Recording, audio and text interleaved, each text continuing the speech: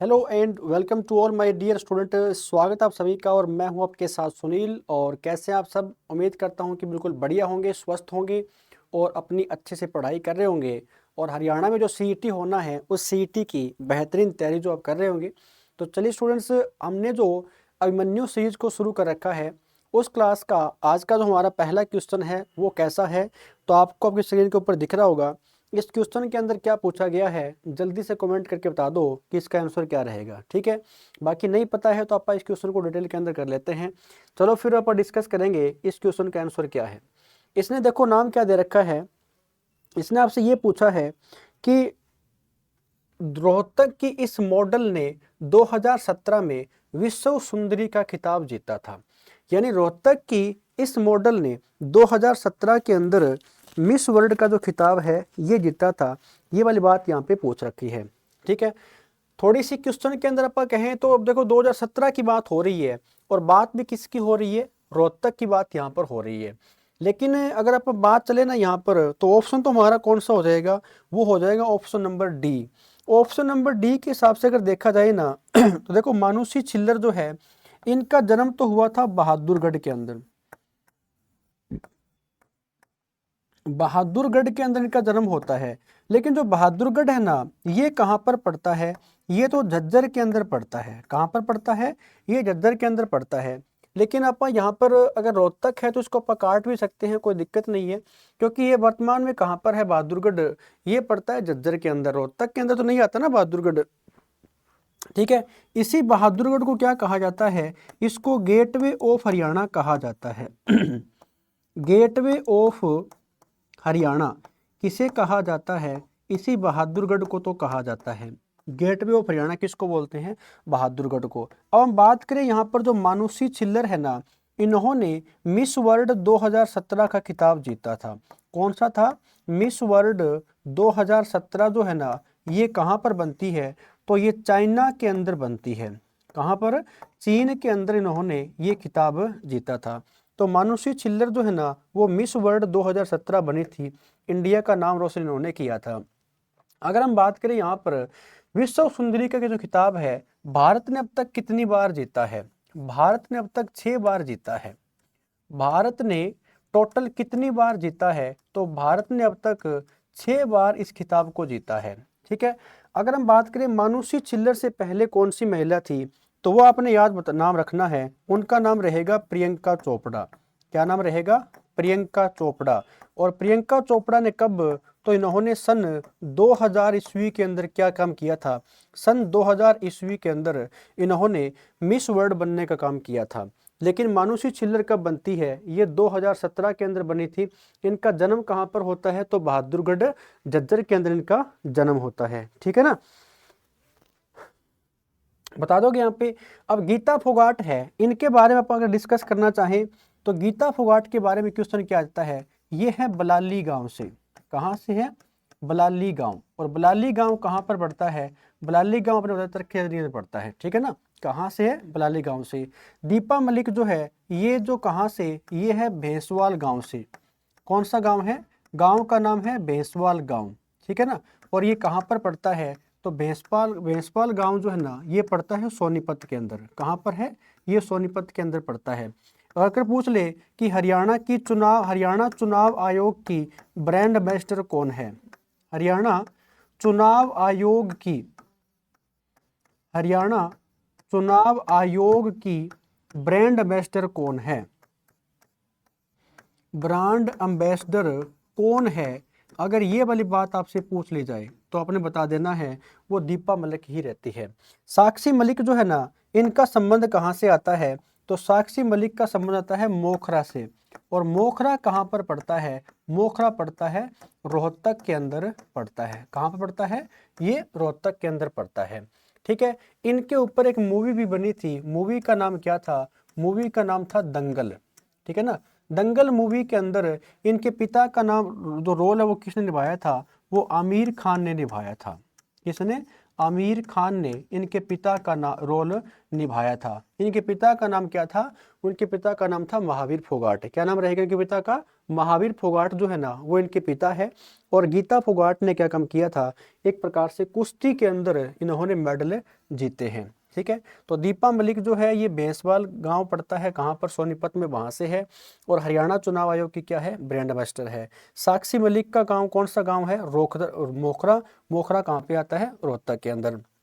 तो इसका ऑप्शन कौन सा हो जाएगा, मानुषी चिल्लर जो है ना, इसका ऑप्शन बिल्कुल करेक्ट रहेगा। चलो स्टूडेंट्स आगे बढ़ जाते हैं और अगला क्वेश्चन क्या कहता है देख लेते हैं। योग और आयुर्वेद के लिए हरियाणा के ब्रांड एम्बेसडर कौन है। आपने करना क्या है, जितने भी हरियाणा के जो ब्रांड एम्बेसडर है वो सारे के सारे आपने अच्छी प्रकार से नोट कर लेने हैं, क्योंकि कोई भी क्वेश्चन जो है ना यहाँ से एग्जाम के अंदर बन जाता है, कहाँ से, ब्रांड एम्बेसडर से। देखो अगर हम बात करें यहाँ पर कपिल देव की, तो ये क्या थे, पूर्व भारतीय क्रिकेटर। ये क्या थे, पूर्व भारतीय क्रिकेटर।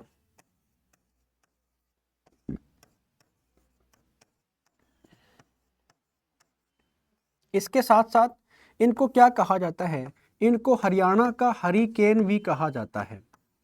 हरियाणा का हरिकेन किसे कहा जाता है, तो हरियाणा का जो हरिकेन है वो कपिल देव को ही कहा गया था।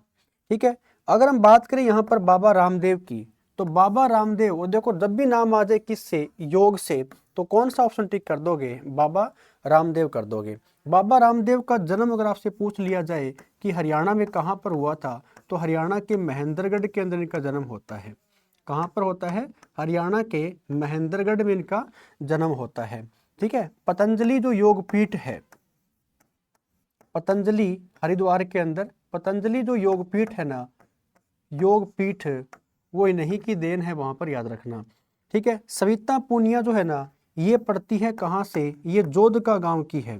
कौन से गांव से है, ये है जोधका गांव से। और जोधका गांव कहाँ पर पड़ता है, ये पड़ता है सिरसा के अंदर। सिरसा क्या है, ये हरियाणा का एक डिस्ट्रिक्ट है। ठीक है ना, और इसी जोधका गांव से कौन है, सविता पूनिया। ये अगर हम बात करें कि कौन सी, तो सिरसा की बेटी बचाओ और बेटी पढ़ाओ की ब्रांड एम्बेसडर कौन है। सिरसा से बेटी बचाओ, बेटी बचाओ और बेटी पढ़ाओ, बेटी बचाओ और बेटी पढ़ाओ, इसकी ब्रांड एम्बेसडर कौन है, कहाँ से, सिरसा से। देखो अब आप ये कह सकते हो कि मन्नू भाकर को बना दिया गया है, तो वो मैं बात नहीं कर रहा यहाँ पे, मैं ओनली सिरसा डिस्ट्रिक्ट की बात कर रहा हूँ। तो सिरसा डिस्ट्रिक्ट से कौन आती है, वो श्वेता पूनिया आ जाती है। ठीक है, तो कौन से गांव से है, जोधका गांव से आती है और सिरसा के अंदर रहता है ये। ठीक है, ये बातें आपने यहाँ पे अच्छे प्रकार से कर लेनी है। मन्नू भाकर को पूरे हरियाणा में क्या बना दिया गया है, बेटी बचाओ और बेटी पढ़ाओ की ब्रांड एम्बेसडर बना दिया गया है। तो योग और आयुर्वेद के लिए पूछे ना, कौन हो जाएंगे, बाबा रामदेव जो है बिल्कुल ऑप्शन हमारा करेक्ट रहने वाला है। अंतरिक्ष वैज्ञानिक कल्पना चावला का जन्म हरियाणा के किस जिले में हुआ था। अब देखो, यानी जब भी किसका नाम आ जाए, कल्पना चावला के बारे में इन्होंने पूछ रखा है। ठीक है, तो बताना कमेंट करके कौन सा आंसर होगा।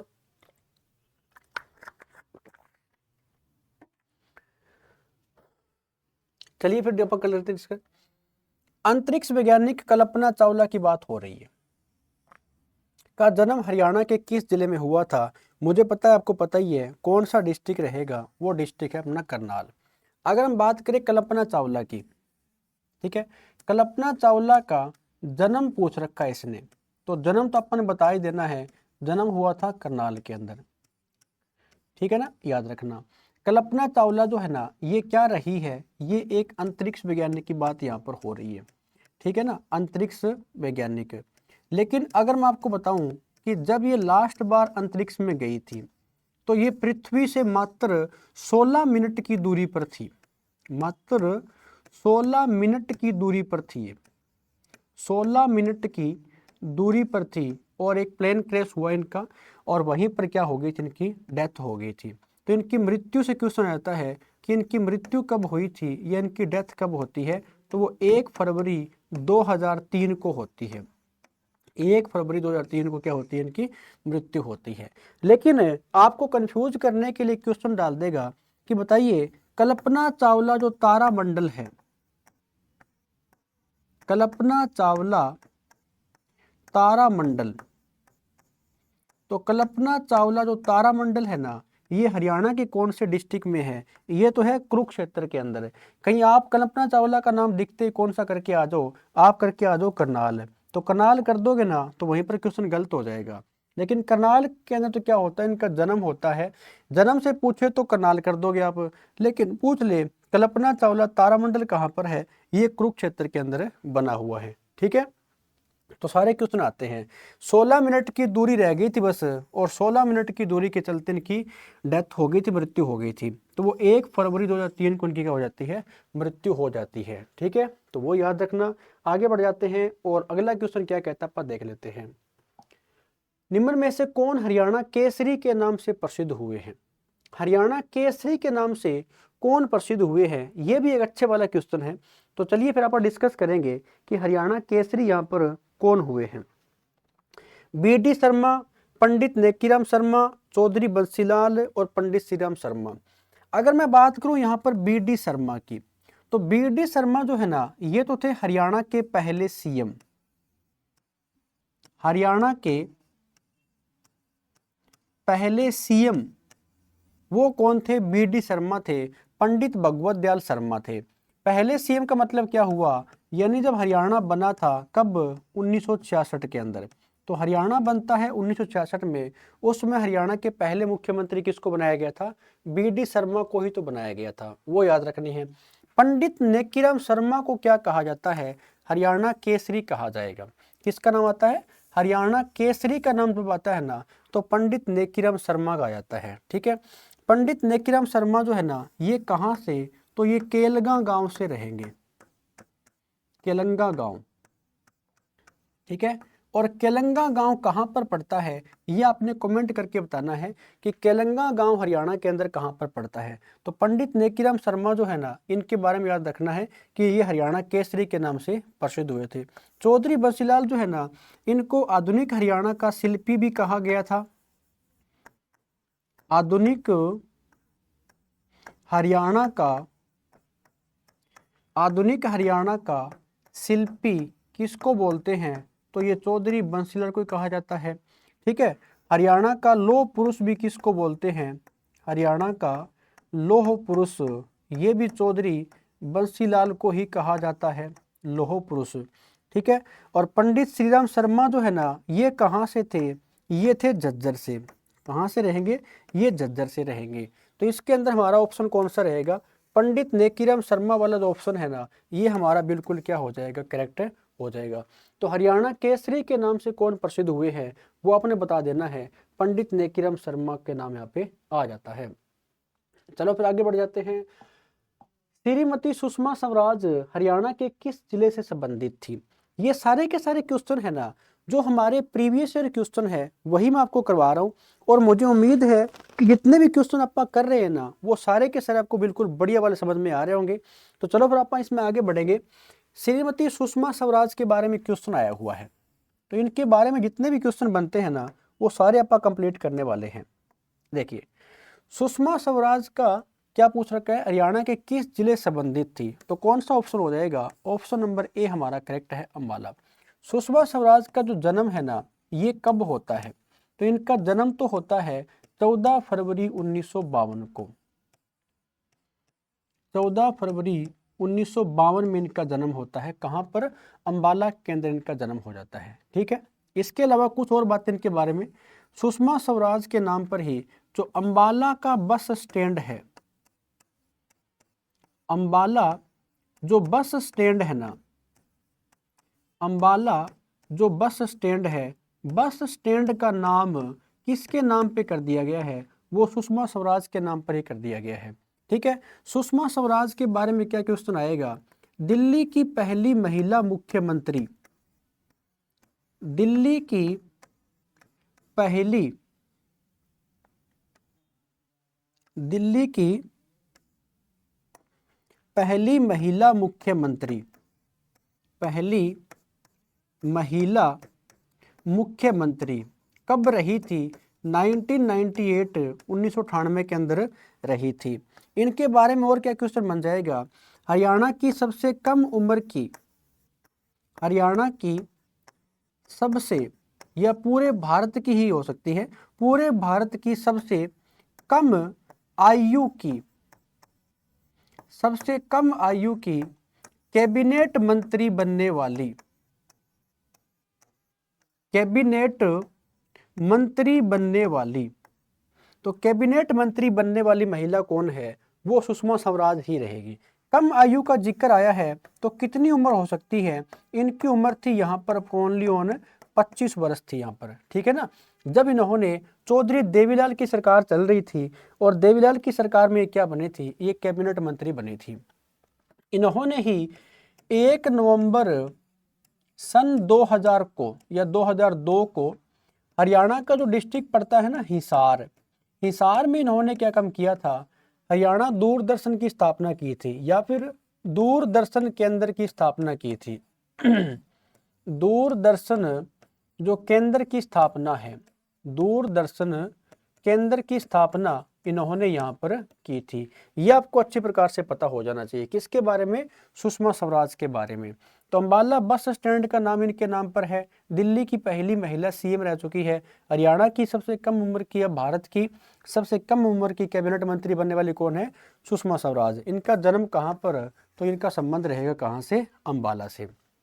ठीक है, तो उम्मीद करता हूँ कि आपको सेशन बिल्कुल बढ़िया लग रहा होगा, क्लास हमारी बिल्कुल बढ़िया चल रही होगी। चलो फिर आगे बढ़ेंगे और अगला क्वेश्चन हमारा क्या है आप देख लेते हैं। सूर सागर कौन से कवि की रचना है? सूर सागर के बारे में पूछा गया है। तो जब भी सूर सागर के बारे में या फिर सूर सरावली के बारे में या साहित्य लहरी के बारे में जब भी क्वेश्चन आ जाता है तो आपको यहाँ पे नाम किसका दिखेगा? नाम हमें दिखता है किसका? सूरदास का नाम दिखता है। तो सूरदास जी के बारे में क्या क्वेश्चन बन सकते हैं? तो एक तो आपने बता देना है कौन सा, यहाँ पर पूछ रखा है सूर सागर।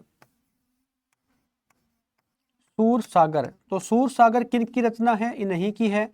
एक यहाँ पर आ जाती है साहित्य लहरी, साहित्य लहरी, ठीक है। और एक यहाँ पर सूर सरावली, सूर सरावली। ये सारी किन की रचनाएं हैं? ये रचनाएं जो है ना, ये है सूरदास जी की। और सूरदास का जन्म कहाँ पर हुआ था? तो इनका जन्म होता है सिही गांव के अंदर, सिही। और सिही गांव कहाँ पर पड़ता है? ये गांव पड़ता है फरीदाबाद के अंदर। कहाँ पर पड़ता है? ये गांव फरीदाबाद के अंदर पड़ता है। आपको अच्छी प्रकार से पता होना चाहिए, ठीक है। तो ऑप्शन कौन सा हो जाएगा हमारा? ऑप्शन नंबर ए बिल्कुल करेक्ट रहने वाला है। अगला क्वेश्चन क्या कहता है देख लेते हैं। हरियाणा के कौन से नेता असहयोग आंदोलन के पक्ष में नहीं थे? यानी जब हरियाणा में असहयोग आंदोलन चला था, जिसको हरियाणा में गांधी की आंधी के नाम से पहचाना गया था, उसके पक्ष में एक व्यक्ति नहीं थे। उन व्यक्ति का नाम आपने बता देना है। उनका नाम यहाँ पर क्या रहने वाला है? चलो अब डिस्कस कर लेते हैं। कौन से नेता असहयोग आंदोलन के पक्ष में नहीं थे? देखो, सबसे पहले आपको ये पता हो, ये जो असहयोग आंदोलन है ये चलाया किसने था? ये चलाया था 1920 के अंदर, अगस्त 1920 के अंदर, अगस्त 1920 में चलाया गया था। किसने चलाया था? ये महात्मा गांधी के द्वारा शुरू किया गया था। महात्मा गांधी के द्वारा शुरू किया गया था। और महात्मा गांधी ने जब आंदोलन चलाया ना, तो ये आंदोलन शुरू हो गया था 1920 के अंदर। लेकिन इसी असहयोग आंदोलन को अगर हम बात करें कि हरियाणा में क्या कहा गया था, इसे हरियाणा में क्या कहा गया था, तो इसे हरियाणा में गांधी की आंधी कहा गया था। गांधी की आंधी कहा गया था। गांधी की आंधी किसको कहा गया था? असहयोग आंदोलन को कहा गया था। इसी असहयोग आंदोलन को बंद करना पड़ गया था कब? जब 5 फरवरी 1922 के अंदर एक घटना घट जाती है। वो कौन सी घटना घटी थी? वो घटना घटी थी चोरा और चोरी घटना, या चोरी चोरा घटना कह सकते हो। ये घटना घट जाती है, ठीक है। यहाँ पर जो भीड़ थी ना, उस भीड़ ने क्या काम किया था? एक पुलिस थाने को आग के हवाले कर दिया था। और पुलिस थाने में जब आग के हवाले कर दिया गया था ना यहाँ पर, तो इसी के चलते महात्मा गांधी ने इस आंदोलन को वापस ले लिया था। जिसके चलते महात्मा गांधी को क्या हुआ था? महात्मा गांधी को 6 वर्ष का दंड भी मिला था। 6 वर्ष की सजा भी मिली थी, लेकिन ये 1922 में जेल में चले गए थे और 1924 में जेल से बाहर आ गए थे। इनके स्वास्थ्य के चलते ना इनको रिहा कर दिया गया था। लेकिन एक व्यक्ति है जिनका नाम रहेगा चौधरी छोटूराम, जो असहयोग आंदोलन के पक्ष में नहीं थे। इन्होंने कहा था कि ये जो आंदोलन है ये नहीं होना चाहिए। ये इनकी बात थी कि इनकी चौधरी छोटूराम जी इनके विरोध कर रहे थे। राव तुलना के बारे में करवा चुका हूँ, ठीक है। इनके बारे में क्या क्वेश्चन जाता है कि जो रेवाड़ी वाला रीजन है वहाँ पर इनका नाम चर्चा में है और रेवाड़ी से ये थे, तो राव तुलना के बारे में करवा चुका हूँ। श्री राम शर्मा झज्जर से थे। महात्मा गांधी के बारे में 2 बातें हैं कि 9 जनवरी 1915 ये वो डेट रहेगी जब ये इंडिया के अंदर आते हैं, ठीक है। इसीलिए तो 9 जनवरी को हम प्रवासी भारतीय दिवस के रूप में मनाते हैं। प्रवासी भारतीय दिवस के रूप में मनाया जाता है।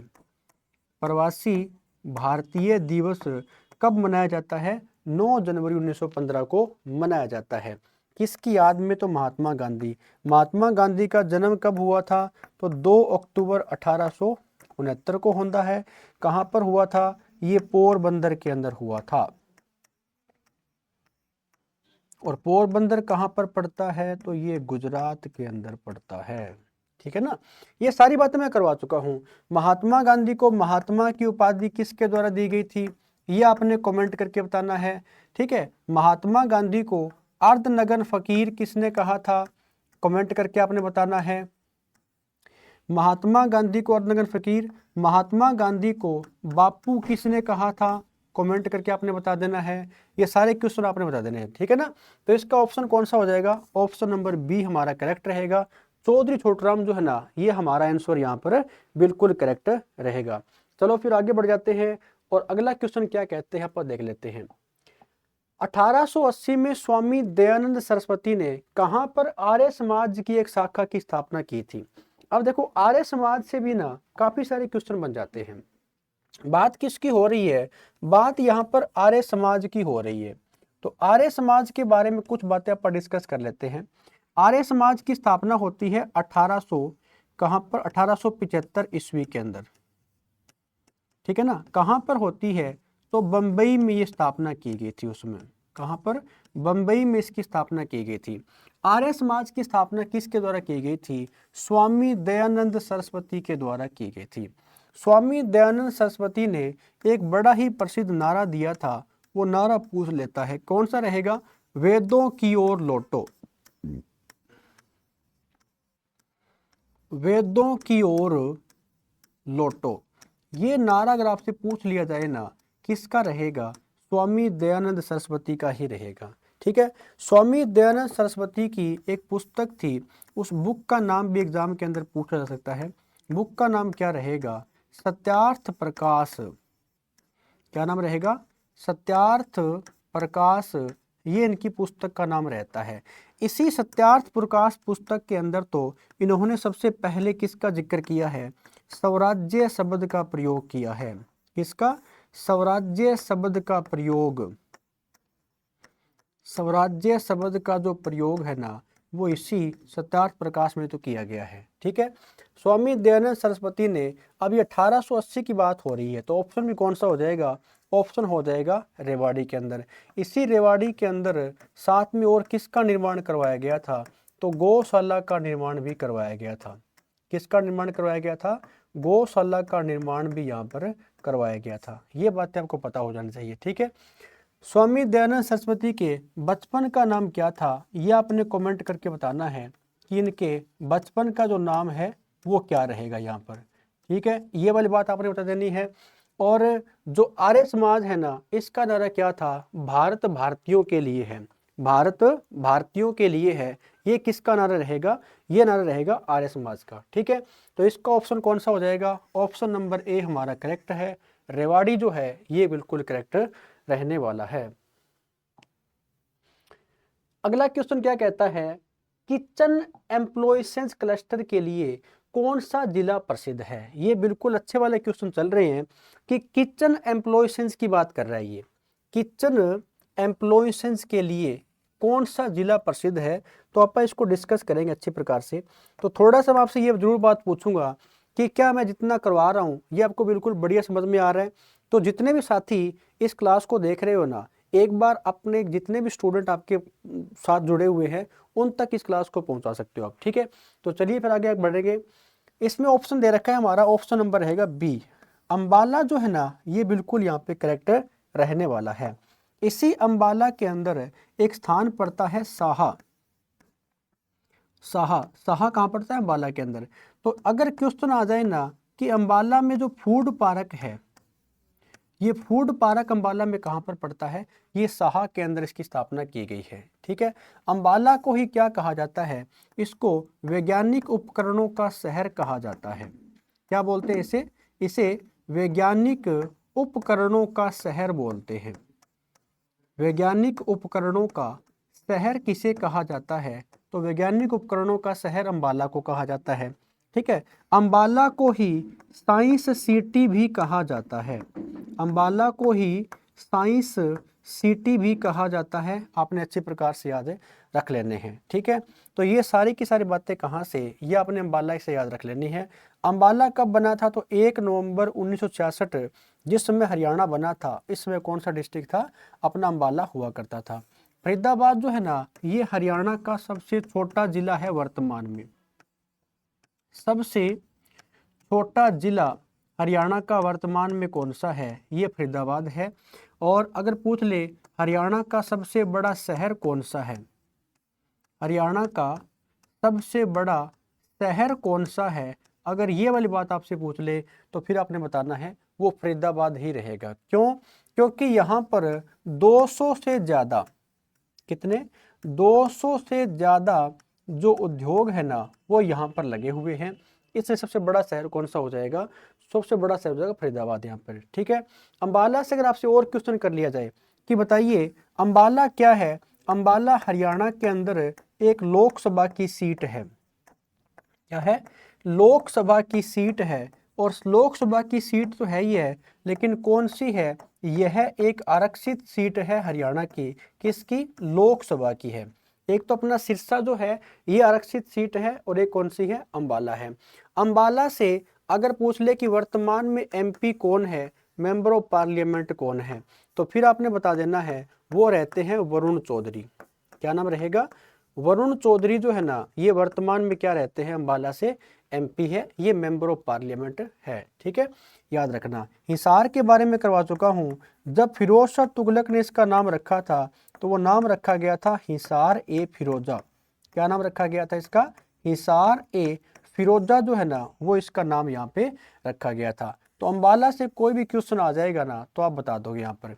तो अंबाला में एक तो याद रखना है कि जो फूड पार्क है ये साहा के अंदर बना हुआ है। साहा कहाँ पड़ता है? अंबाला के अंदर पड़ता है।